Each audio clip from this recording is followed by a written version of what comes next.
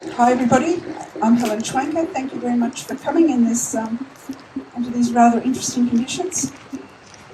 Just arrived back about an hour, not even an hour ago, and saw lots of people leaving, so it's lovely to have an audience. Thank you. So I'd like to thank Woodfordia and Bushtime and Sandra for scheduling this talk and all the other talks I've done. It's very much appreciated. This presentation is based on the work I did with the author of a book that I published. I'll just stand here for a second. I've published several, but co-authored two, and I've produced and published Australian Stingless Bees. And in the course of many years of working here, I often had a native beehive on display and spent most of the time explaining native bees rather than talking about my normal subject, which is butterflies and other insects. So I'm not sure if I acknowledged the traditional owners of the land. I'm pretty sure I didn't. The Jinnabara peoples. I acknowledge their leaders and custodians past, present and emerging. And the more I do, the more I realise what depth of knowledge they must have had, because I keep scratching the surface, and every time I scratch the surface of biodiversity and invertebrate plant relationships and then all the flow-on effects, I realise that every scratch just feels a little bit more superficial. It's so deep. And that's just plant-insect interactions. It's the rest of life. So they were living in it and living and breathing it all the time, whereas we're too busy separating ourselves from it. So we're talking today about different types of bees. I will focus a little bit on the stingless bees and the difference between them and honeybees, because I perceive there's still a lot of quite bad information out there about what they do and how they do it, their life cycles, their ecological roles. I'll talk about not so much these bees as pollinators, but bees more generally as pollinators and a whole lot of other pollinators, and then I have a little surprise at the end. So I've been busy on site here since probably beginning 2003, but very much more consistently from about mid-2004, and built up a department called the Butterfly Department. It turns up on the organisational charts. There's a job going. I'm happy to nurture anyone else that wants to do that job or some other morph of it as the time goes on. So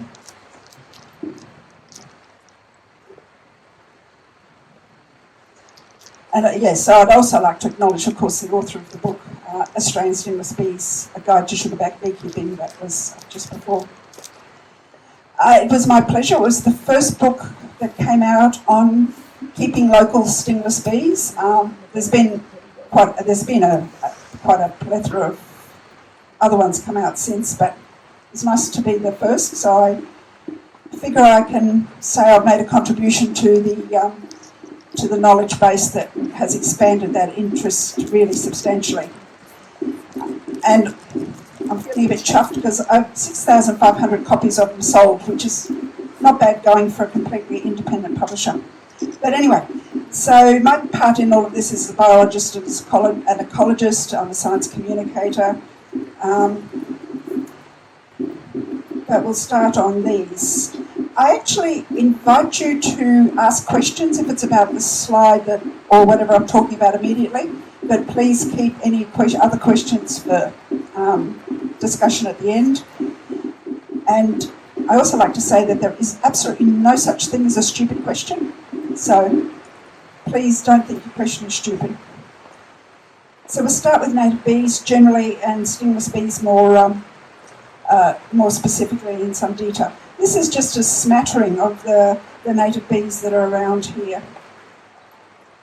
This picture is of New South Wales. The woman that did that chart did one for Queensland and one for New South Wales. There's an awful lot of overlap of species. So did any of you come with any questions before we start off? Yep?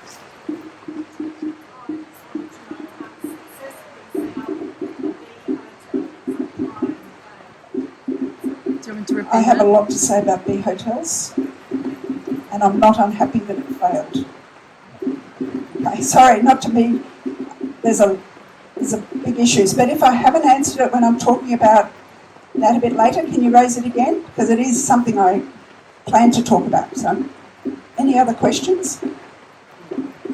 I was wanting to get some native bees at my house, but I've got an African tulip tree, which I'm told is toxic and kills native bees. Is that right? Yeah, I've seen evidence of that. Okay, If you actually go to any flowers, if there's native bees in the area, you'll see dead bees in the flower. so that means I get Huh? the tree removed. Sorry? That's all right, I'll get the tree removed. Yeah. I was sceptical, but I was actually somewhere with the author of my book, and we said, let's see if Bob Luttrell's actually right about this. And we picked about 5 or 6 flowers, and there was a lot of dead bees, which also begs the question, if they actually survived being in the flower, what have they taken back to their hive? And we don't know. Like, I haven't heard much work about it, but there was like sometimes 16 dead bees, which means they're collecting the forages, and the forages are really important for collecting the food for the colony, and that's not a good thing. So, okay.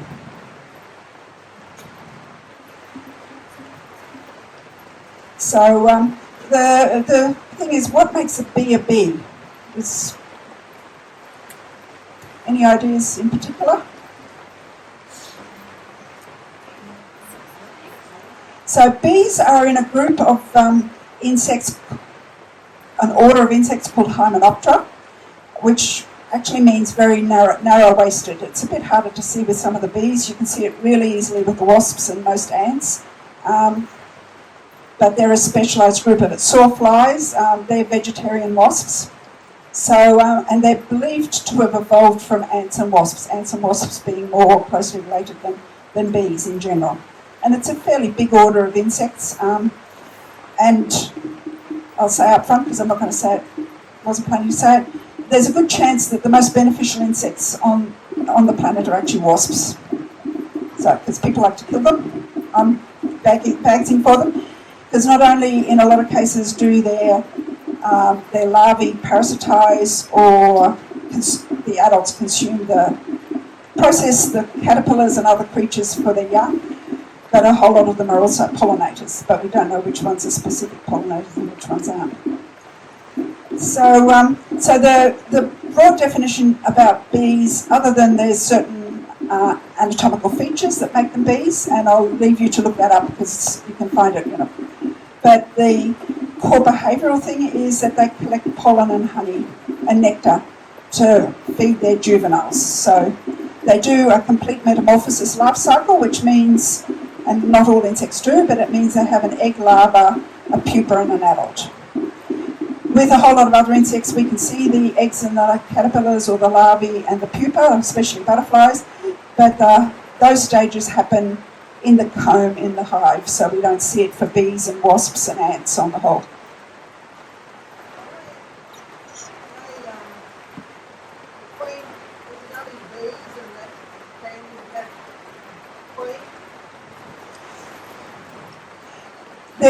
It's called eusocial.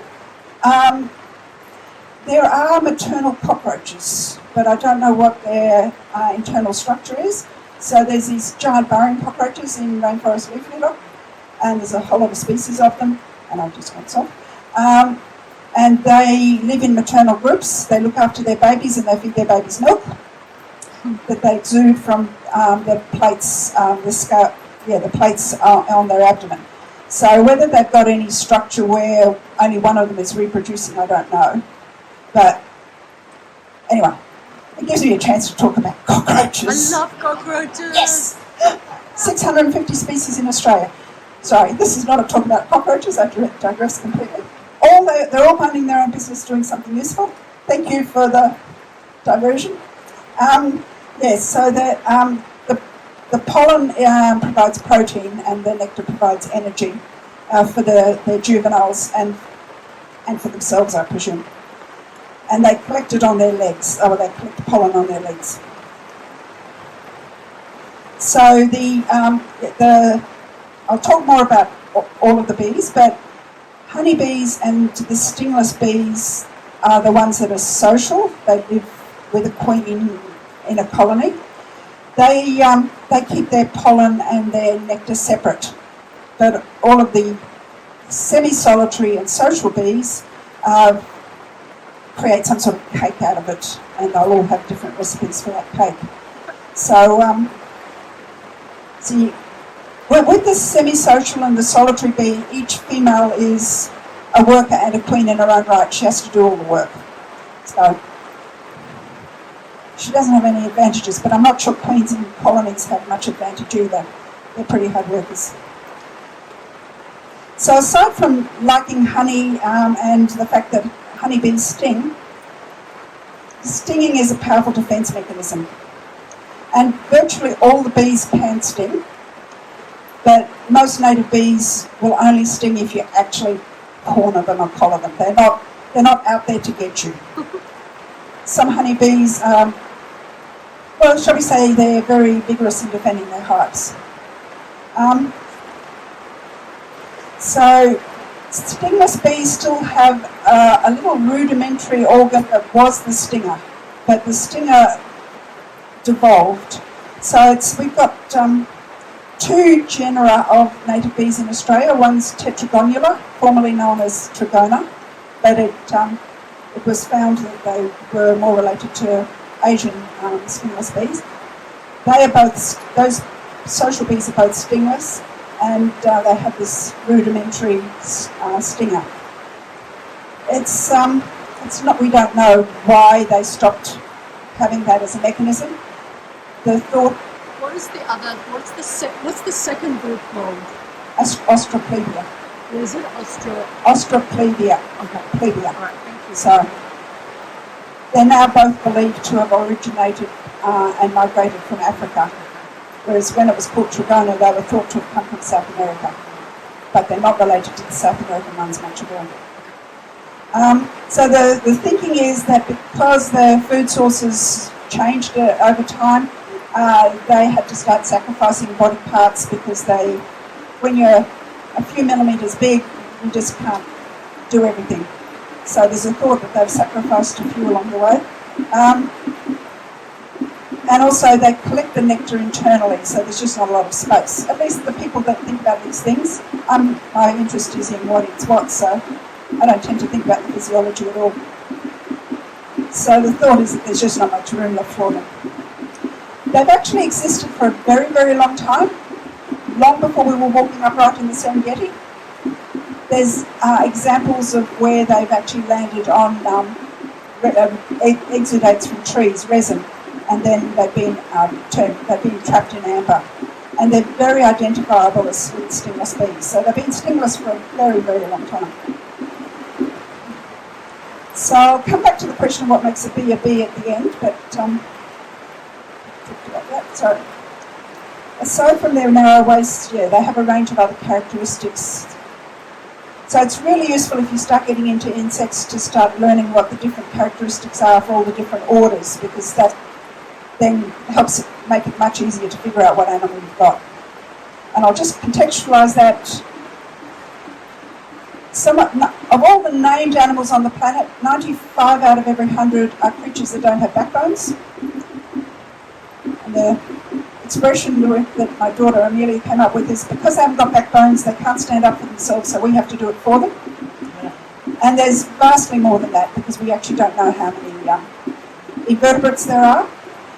Invertebrates is just a name that is a grab bag, because vertebrates means backbone. And of them, 67 out of every 100 are insects at this point in time. There's probably likely to be as many mites on the planet, but we still don't know. And 31% are specialised plant-eating insects. So the stingless bees that are social are generalists, so they can usually get their food from anywhere, but the semi-social and the solitary bees are often highly specialised in their food sources. So there's thought to be about, shall we say, they've named about 1,700 native bees in Australia. There could be as many as 3,000, some people say 2,000. From the DNA work I'm seeing on, like discussions I'm seeing on other groups of animals, as soon as they start doing the DNA work, they discover that something they thought was one species is a cryptic species, and sometimes there's 4 or 5 species sort of bundled into that one, which can cause the biocontrol people really big problems, as I heard once. So, from my point of view, because I'm more of an ecologist than I don't tend to like to promote one species over another, because I think we're picking winners and we need to learn to stop picking winners. But 70% of native bees, well, anywhere in the world, are ground dwellers. So they're living in earth banks or in tunnels in the ground in different types of habitats. So from my point of view, every time a bulldozer goes through, it's potentially wiping out 70% of the species of native bees that could be existing in that area. And there's a whole lot of other soil-borne organisms that bulldozers are doing really bad stuff too.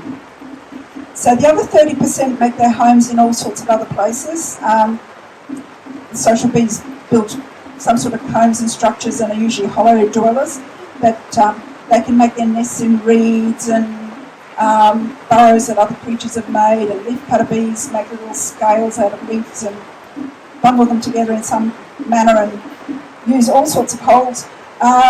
So there's they have all different ways of living their life. And one of my favourites is this bee in Europe, and it only occurs in high calcium environments, and it actually uses old snail shells. There's this gorgeous little video of a snail dwelling, home using bee on the web somewhere. I've lost track of it now. But anyway, go look it up. It's just a phenomenal little creature. We don't know if we've got any snail dwellers in Australia yet. So the poster I'm sending around in this picture is by an artist called Gina Cranston. I'm taking liberties showing that shot, but I did buy 2 of her posters, so I'm promoting her work. So so it actually shows an actual size bee beside the graphic.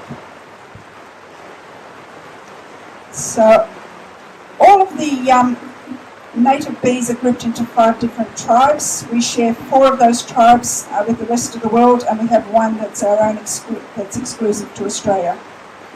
So just quickly, I've mentioned the leafcutter bees. There's other bees, and we've had them in the toilet blocks, and people have kicked them out before they talk to me because they don't do any harm. But anyway, they build their homes out of resin.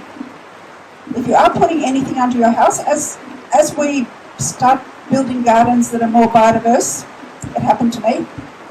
I was reconstructing a bed frame that I put under the house, and it was going great guns, and I had to leave for Mackay within a few hours, so I was really hurrying. And then I hit the holes that had been used by a resin bee. And it's a lot of work to get the resin bee out, especially if you're in a hurry, and I felt really bad about it. So often they use a reddish sort of resin, but there's a whole lot of other resin bees as well. We have the stingless bees, and there's a group of buzz pollinating bees. So they sound like bumblebees, but we do not have any native bumblebees. So the buzz pollinating bees are blue-banded bees, and that's it's possibly a complex of 17 to 25 species. There's teddy bear bees and carpenter bees, and they're bigger and fluffier type bees. Is that the bottom row? Actually, yeah, that's teddy bear bee there. That's blue-banded.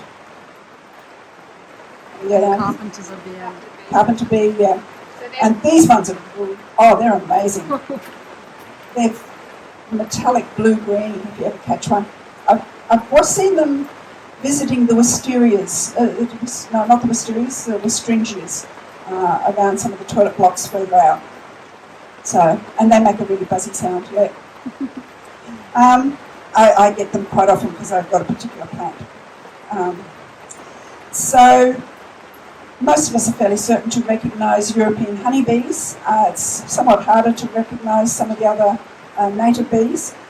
The stingless bees range in size, the Tetragonula genus range in size from 4.5 millimetres, which is the bigger tetragonula hopping's eye, which is making it further and further south, to one that's 3 millimetres big, and it's in North Queensland, and it lives in a little colony of about 100 little workers. So they're all quite different. So the stingless bees are found in Australia in the tropics and subtropics, and they get about as far south as Bega naturally. There's people in Victoria that are hitting their hives during winter, but that's a bit of an ask. So one of the suggestions is, as it's warming, the tetragonula hoppings are coming further south, but the other thing is that people were bringing hives down, and unless it's warm enough, then the colony can't overwinter. So one of the differences is that between honeybees and stingless bees is that honeybees can be active at about 12 degrees. When the ambient temperature of the air is 12 degrees, they can become active. Our stingless bees can't become active till it's at least 18. So stingless bees and honeybees are in the same family of bees, but they're considered to be not at all closely related. I didn't cover that. Sorry, I'll just change my order as I do this. Okay. So Austroplebia is the genus Austroplebia is actually endemic to Australia and Papua New Guinea. It doesn't occur anywhere else in the world. And did I miss I did.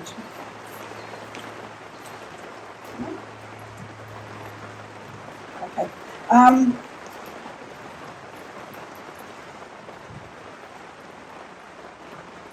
Sorry, I just lost my place.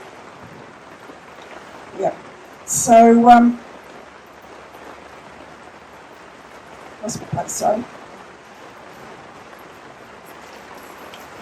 So this is a honeybee in relation to some stingless bees on a camellia flower. And honeybees and stingless bees aren't thought to be very big direct competition with each other, but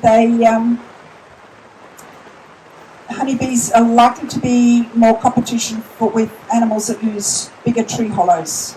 The tree hollows that the stingless bees use are much smaller, and honeybees can't use them.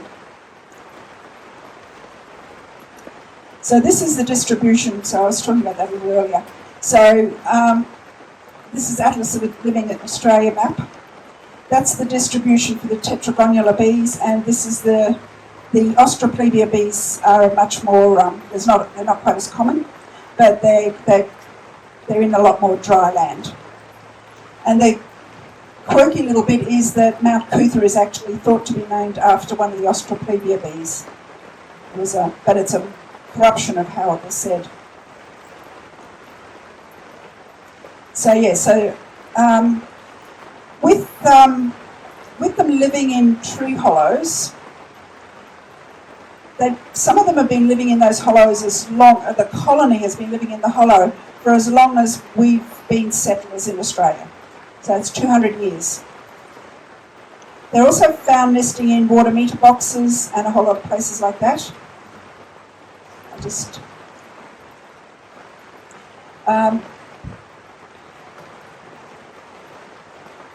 So they're nesting in water meter boxes. They've been found in headstones. They've been found in tyres. They're found in brick walls sometimes. They can nest anywhere where they like the conditions, whereas honeybees can't so much. I've mentioned a whole lot of that. There's a really big difference between how they propagate their colonies, which I'll come up to in a minute. Right now. So this is just a really spectacular native bee. It builds a spiral. None of the other species build a spiral as quite as obviously as this. And it's really spectacular when you do split a hive. The reason I was saying the other thing, there's a notion out there that when a box colony gets to a certain size, it has to be split or a certain weight. It's just pure bullshit. Sorry, I'll just call it. They've lived in their hollows. They cycle through their hollows. This is an advancing front. And the other ones do it in a somewhat different way. I'm less familiar with that. And then when they hit the top, the broods all hatched that was above it, and they cycle back down to the bottom and start again. There is no need to split a hive. If anyone's telling you have to split a hive, they've got an alternative agenda, which is usually getting you to give them half a hive. And also, unless they actually really know what they're doing, there's a really high attrition rate for split hives, I'm told. I haven't got direct experience. But I'll go into more of other alternatives later. So the Ostropledia has much more higgledy-piggledy. I've recently heard that they do that cycling through their nest from the inside out. So once they get to the outside, the brood in the middle will have hatched, and then they go back inside and start building the brood from the inside out again. But I'll have a photo of that later. So that's a honeybee brood that's just exposed. Now, they can get away with that because they sting and they can protect their hive. All the native stingless bees build very intricate structures to protect their brood. And I also call attention to that because there's a whole lot of people who don't understand what the differences are. And I've heard horror stories of where they've grabbed a bit of brood out of somewhere and stuck it in a box and sold it for $200 or $400, and the brood can't survive like that. It actually needs all the infrastructure. And in this infrastructure, they've got their honey pots around the outside and their pollen pots. They sort of separate them out a bit. But it's really different from a honeycomb. So it's make sure if you are buying hives or acquiring hives that you buy from somebody that actually knows all the differences between the two different groups of bees, because they have a few other differences as well. So here's another shot. I put these signs around the place a bit. I think it's the same shot as before. So the queen cells here are under construction.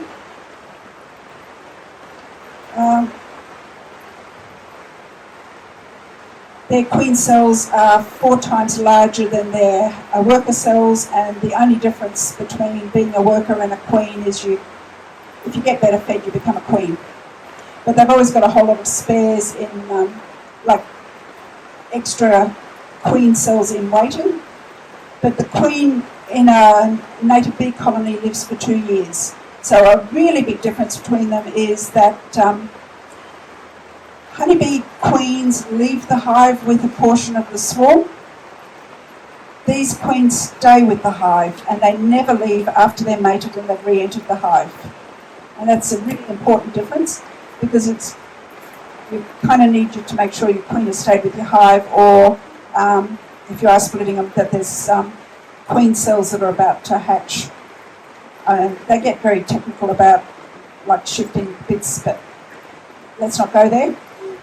So the mature brood is down here. Sometimes you can see the little eye spots for the little bee that's still in pupal form that's about to hatch.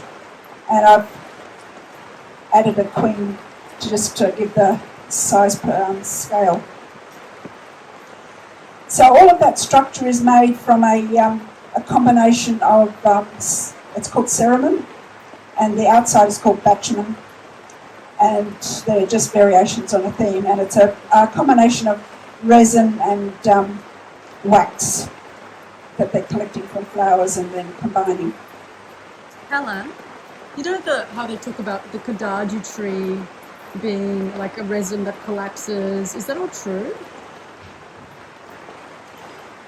That's that's such a complex question. That tree in the Atherton tableland. Can you repeat it? Repeat the question. I'll repeat the question. Is the Kadaji issue a problem?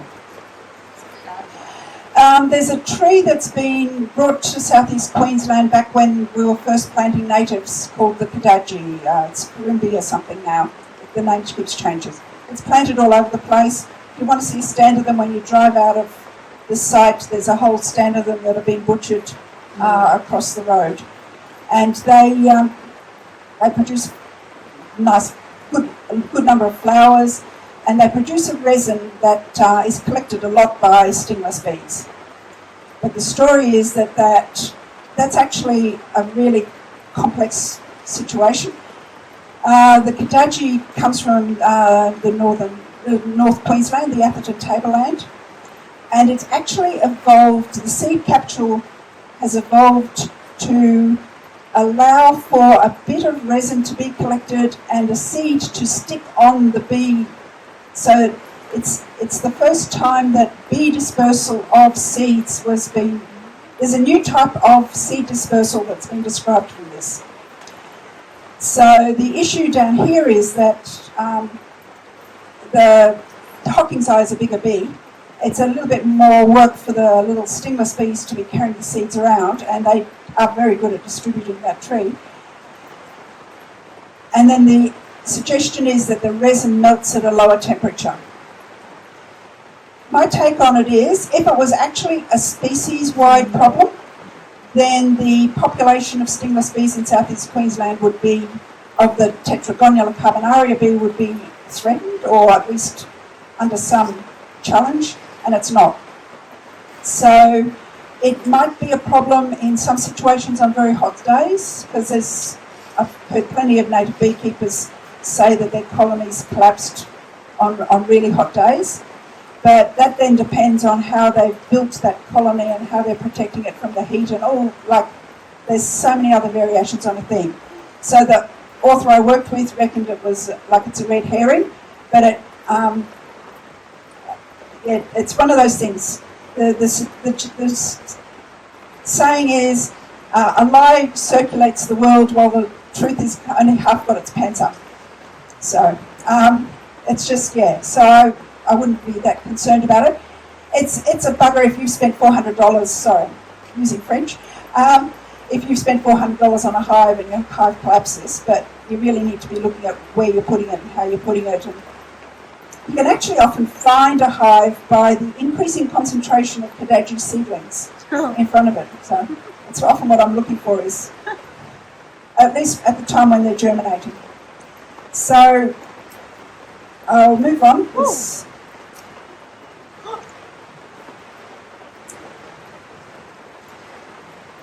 So this is how stingless bees raise their grubs again.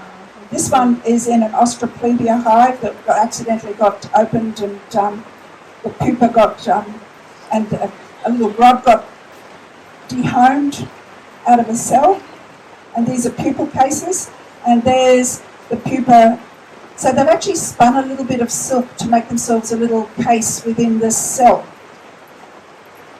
So the other big difference between honeybees and these bees is that the honeybees, the worker bees keep feeding the larvae. And then when they're ready to pupate, they close the cells up. But these bees, as far as we know, all of the stingless bees, provision the whole cell, the queen comes, lays an egg, they close it up, and the little grub's on its own for the duration. It does a few sheds of skin, and when it's ready to pupate, it creates a little silk lining for itself inside the wax of the little cell it was in. And these are a few little bee pupae that are very close to coming out. And over here is, if you can see, two little dots. So this is a hive that has been split. I should stand over here.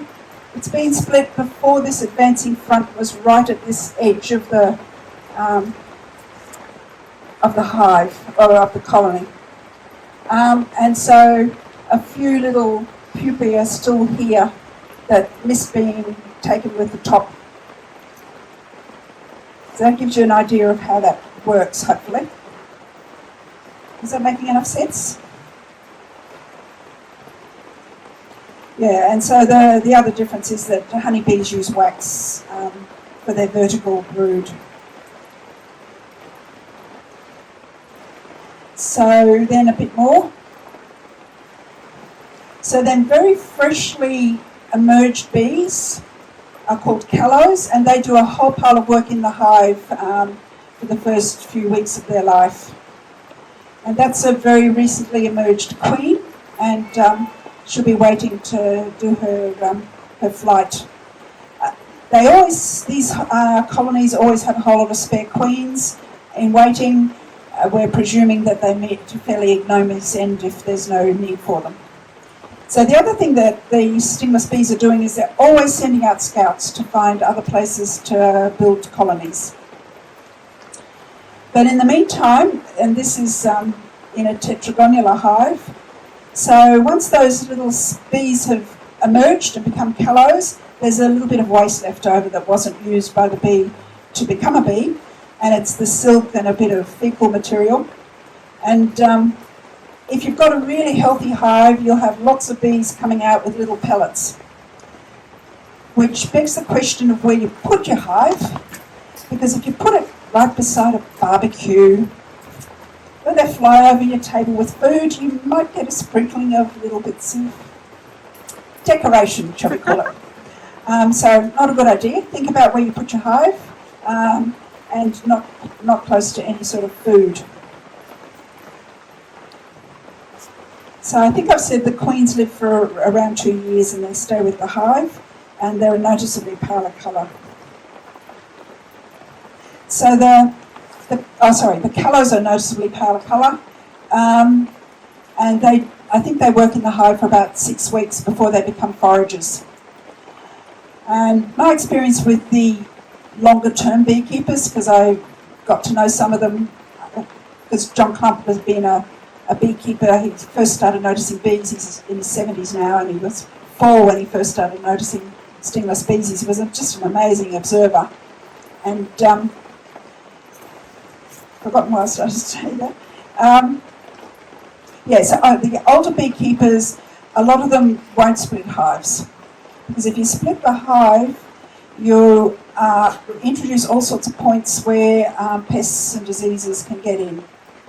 So, and I've noticed that many of the newer people in the field don't respect the foragers that much. And at first I didn't so much either, because basically the foragers are the expendable end of the spectrum, and that's probably a more scientific point of view. But if you lose too many foragers, you're threatening your hive anyway. And it's just better to be very careful about what you're doing with the foragers. Because they are little bees. We haven't had them in production for that long, and honeybees are hardly robust because their populations are declining everywhere because we kept inbreeding the bloody things, because we keep selecting for features that we like, rather than thinking about the species in longevity. But anyway, so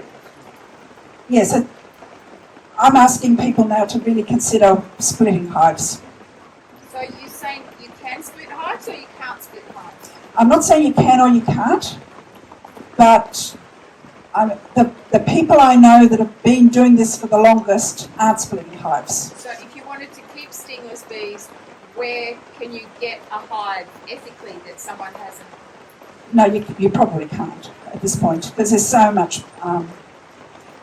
If you've got a colony somewhere near, then there are processes for trying to get them to find. They're always sending out scouts, and they're looking for particular size holes. And in nature, they would have mostly built hollows in tree logs, like where termites had eaten out the tree. So if you find an empty hollow log, could you put it near a current one and they may inhabit it? Yeah, they may, and you can try and increase the process by taking a bit of the cerumen from around the hive, and that might attract them. I mean, I'm not advocating never split a hive, but I'm hearing a lot of stories about how easy it is to lose a hive if you are splitting it. And also, a lot of people will turn them upside down, but each of the little brood cells has got a little air bubble at the top, so if you turn it upside down, there's a good chance. It doesn't always kill the top half, but the people that I've talked to, I've never split a hive, I've watched it, but I'm just starting. The more I hear people say they've had a hive and then syrphid flies have gotten in, I'll show a slide of them later, and their hive was destroyed. And a woman up the road had one split by someone that was really good, and she's got 2 dead halves. So, and that's someone who does know their stuff. So, but I mean, that's a sample of one. Like, but I hear the story too often. In terms of ethically obtaining a hive, I recently got one of someone who rescues them from places where people don't want them. So my hive came from a shed where someone didn't want those bees in their shed. There's a wait time involved, so we're in Moreton Bay, I transferred to Moreton Bay. I think I was waiting for over half a year, but that was fine with me. I've only had it for a month, so if it survives, I don't know yet. If it's a risk. The rescue people are they're really interested in the bees themselves. It's about whether you're interested in the bees for production or the bees for the bees' sake. And it's becoming a commercial product, which is kind of a bit sad, but that's the way of the world. But yeah, there are people, they actually love water meter boxes. So there's a whole bunch of people that do rescue them out of water meter boxes, and I did have one that a colony that did start setting up in one, but it was too young, and I had to get access to my water meter over the thing. So, but yeah, so one other thing, John Clump recently discovered, he had them nesting in a polystyrene box that had grass clippings in it. So we're speculating, but we don't know, that one of the things is that they're used to having certain sorts of smells that would attract them to making a home in the box. And quite often what we're doing is we're offering them a nice square box with a nice coat of paint, and it just doesn't smell like anything that they would use because it hasn't got termite stuff in it, it hasn't got any grot in it. It needs a bit of grot, probably. But a lot of this is extremely experimental, so I'm not saying don't do it, because, people that are wanting to make money out of it, that's their business. Okay, so did that answer all those questions? I think I've actually covered this.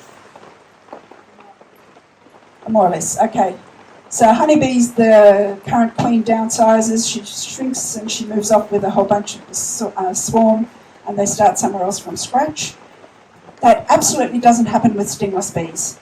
So if your colony is not actually busy anymore, your colony is dead.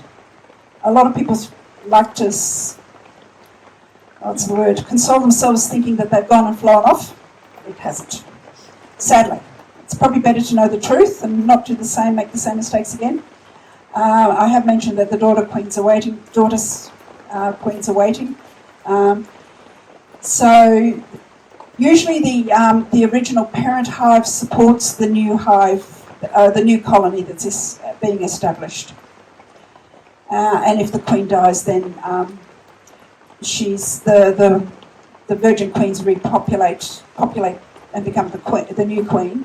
But if there are no queen cells, then they can't do that. This looks like it's falling off. Okay, so Helen, do they do the nuptial flight as well? yeah. So there's a few different sorts of swarms that you get around native beehives, and I'm not sure I'm up on all of them, but one of them is a drone swarm, and you can figure it out. In John Clump's book, we've got an illustrator to draw the sex parts of the drone. So you often will get a drone swarm that are just waiting for the queens to come out, the virgin queens to come out.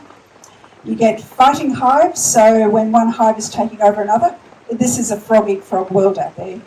They're often pitched battles, and you've got that kind of swarm if you've got a whole lot of bees and bee body parts on the ground underneath it and ants dragging them away. They're having pitch battle. And some of that's fights between two colonies of the same species, and some of it is a Hockingsi, which is tetragonula Hockingsi taking over a tetragonula carbonaria hive. So that's the three of them, I think. Oh yeah, and the downsizing swarm. Quite often just at the end of summer, you'll have this mass of bees for days hanging around the outside, and my understanding is that what they're doing is they're expelling the unneeded foragers.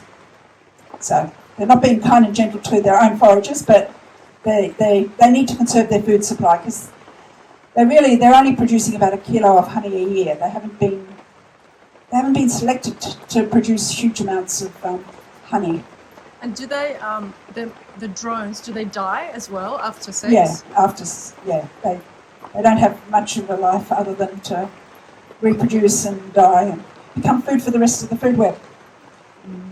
But you'll see them on like branches and sticks around the colony if they'll stay there overnight. And so the process that for budding a hive is written up in John Clump's book, but what they do is they find a hive somewhere or have a hive of their own and they'll connect another hive to it.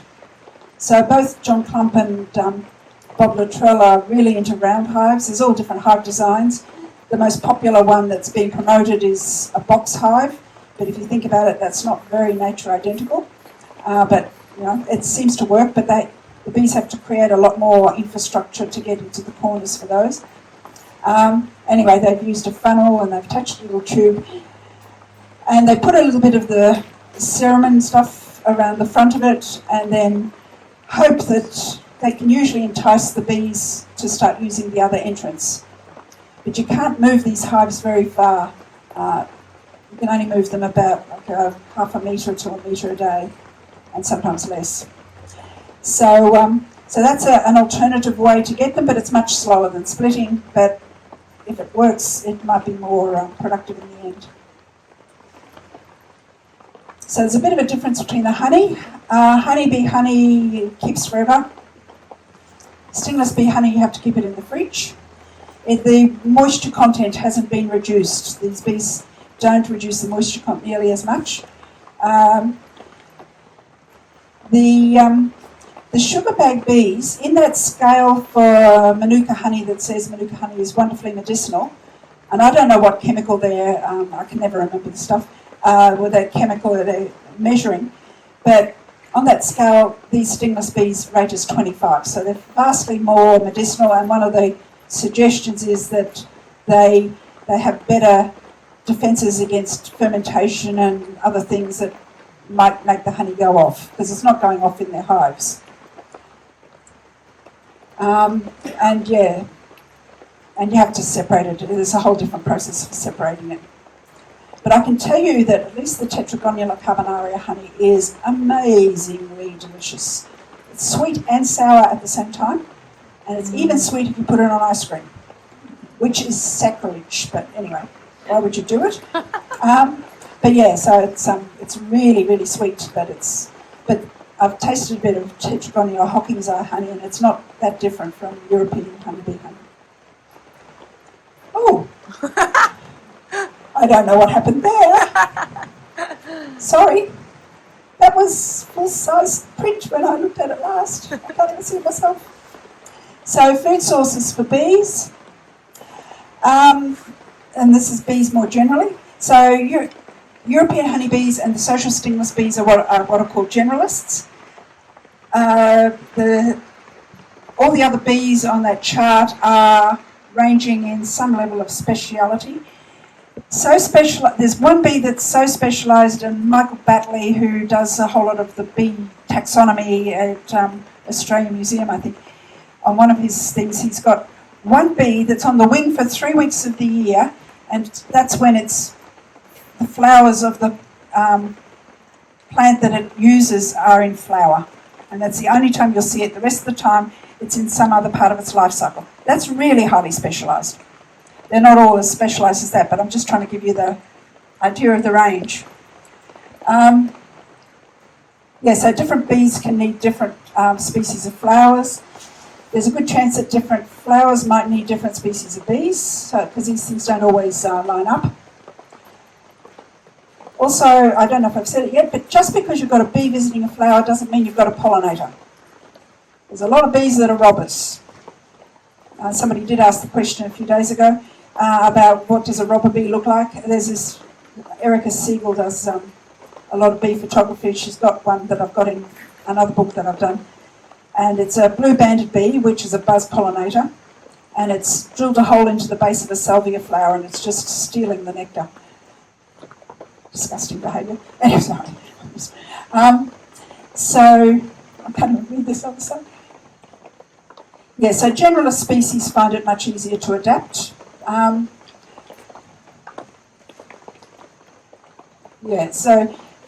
So they've adapted to a whole lot of European introduced species, and there's a sort of a bit of a belief amongst some beekeepers that we have to keep growing European plants.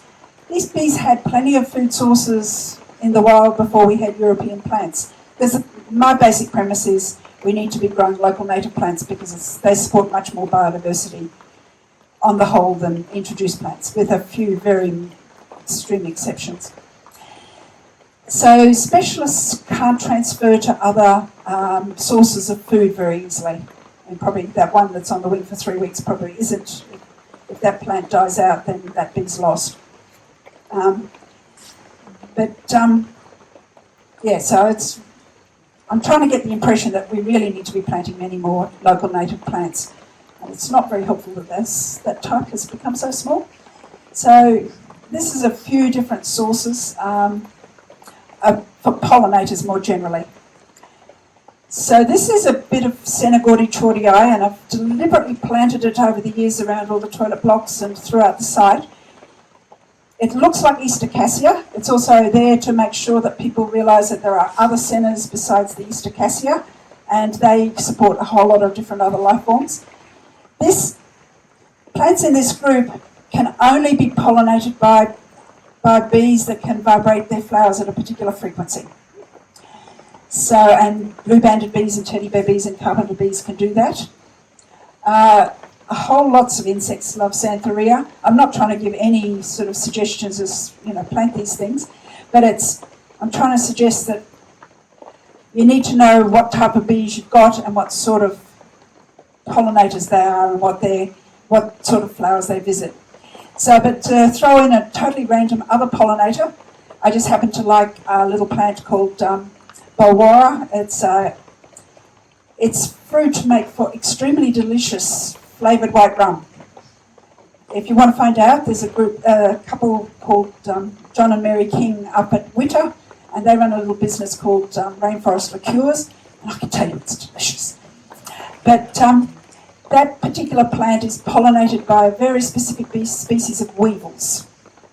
So there's a lot of information out there that's, pollinators, or bees are under threat.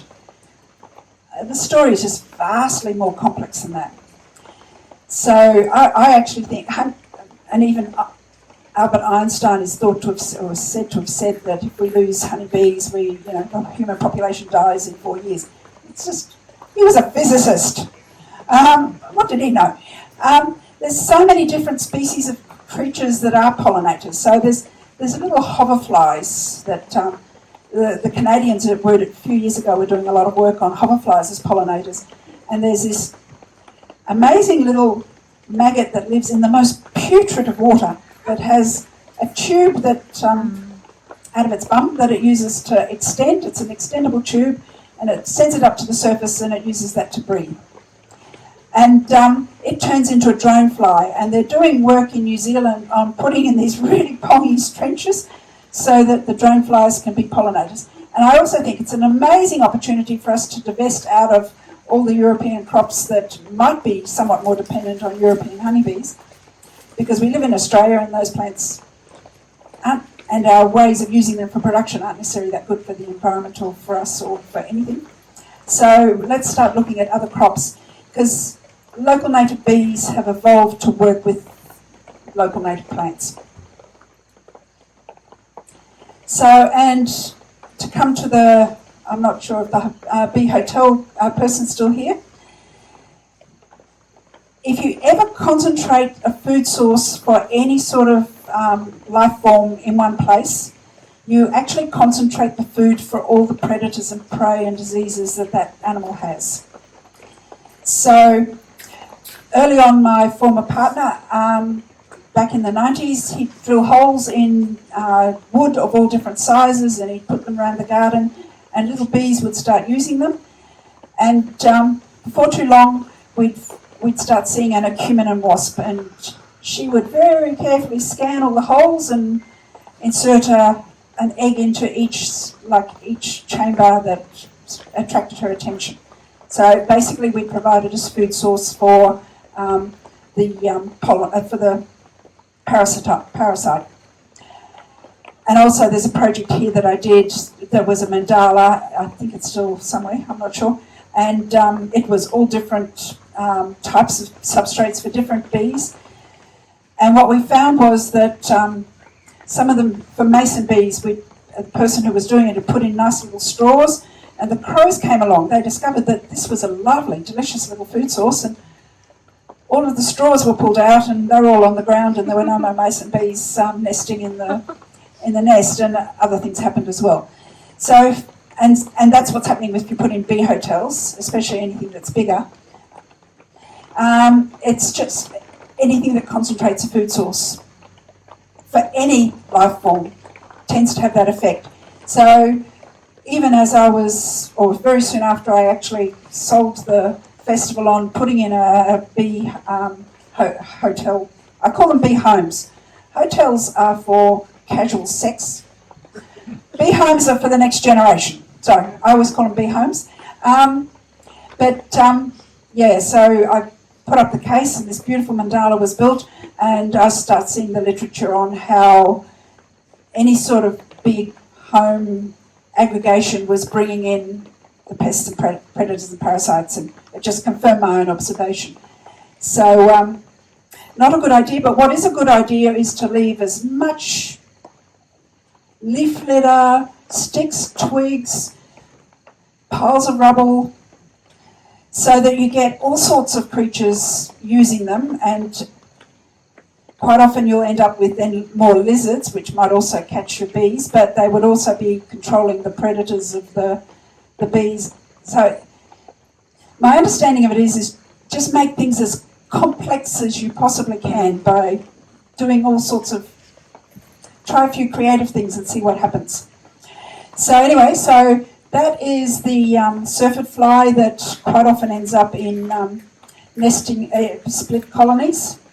It actually mimics a wasp, but you can pick it's a fly because it has that kind of antennae, and I can't see it on this, but all flies have got two wings. They've got a little balancing organ, I think it's there, as the second wing, and the way it behaves. And this is syrphid fly making a mess of the insides of a colony. I've probably gone way over time. No, not yet, but almost. Forage flies are also a pest. We have a native small hive beetle. The stingless bees are very good at evicting the grubs. And there's a little braconid wasp that parasitizes individual bees.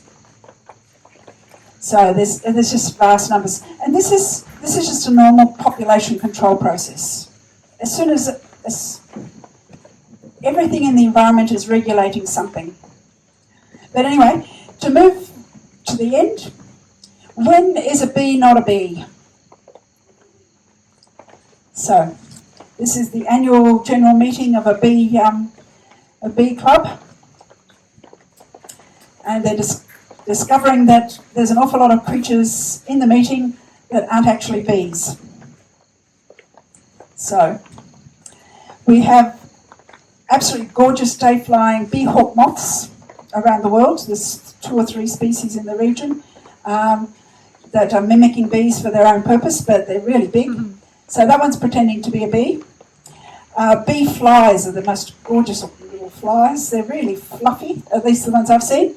They actually parasitize the nesting holes of solitary bees. They're really important roles. So, so that's the bee fly. So I like that. Parasitism is a serious form of flattery. Somewhere between 40 and 50% of all animal life forms on Earth are parasites. So it's a very common lifestyle. And that's a recent figure from parasitology people. And then the bee eater costume is a bit of a throw-in. But anyway, I'll leave you with that one. So there's all sorts of things that mimic bees because bees are can defend themselves really well. So were there any sort of questions? I hope I've covered things here for people that want resources. So some people like to take photos of the resources. So any leftover questions? Huh? Oh, I forgot to talk about, so the question was when is a bee a bee? There's one species of a South American social stingless bee that has now broken the rules on what bees actually eat, and they are actually now eating carrion as their protein source and taking carrion back to their hives to feed their larvae. So the exception make of the rule is the thing. So the speculation is that they adapted because they were probably visiting pongy flowers. There's a whole bunch of flowers that are set up to attract flies as pollinators. And if the bees started using those, they might have just transferred across to other pongy things. It's pure speculation. Nobody knows how that arose, and that's only recently been observed by some very observant person in South America somewhere. So there's a few resources there. Sorry, question? So the ones that eat meat, what's their honey like?